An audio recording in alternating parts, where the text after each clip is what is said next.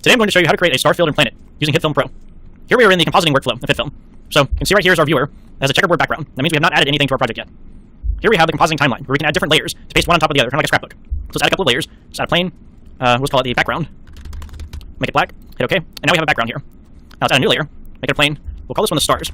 Make this one white. Hit OK. And add it on top of the background. So you can see it occludes the background layer. But if you remove the stars beneath the background, now you just see the background.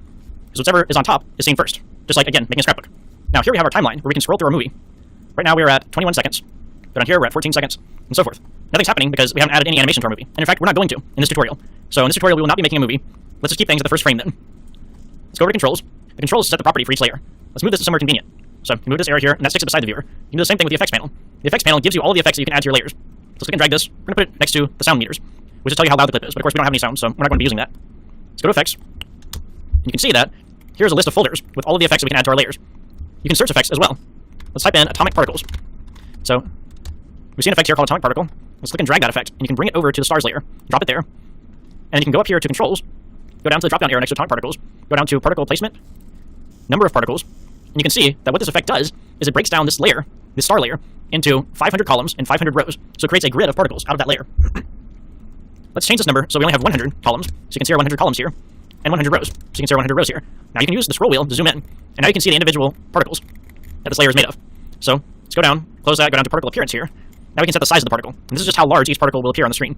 Right now it's set to 5. Let's reduce it a little bit, make these a little bit smaller, and then size randomness. That's the random variation in size between particles. So we want to add some variation to it, make it look a little more natural. So let's set this to be 0.5, hit enter, and there we go. We still have a grid though. We want these to be dispersed more, like stars. So let's go to the function that says disperse. We can set the value here using this little slider. So as you drag the slider, what it does is it changes the value of this function here. So you reduce that, and changes the value down to 10. Now this looks almost too random, kind of like static on a television. Let's add a formula to it instead.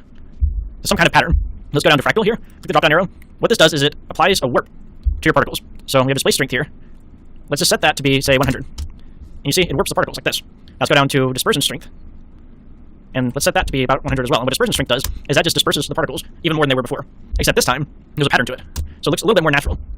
Now you can go down to wavelength, and that's how large the warp is. And so we want the warp to be a little bit larger.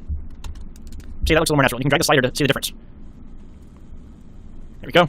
Just set it to about 40. And there we have our star field. Thank you for watching this part of the tutorial.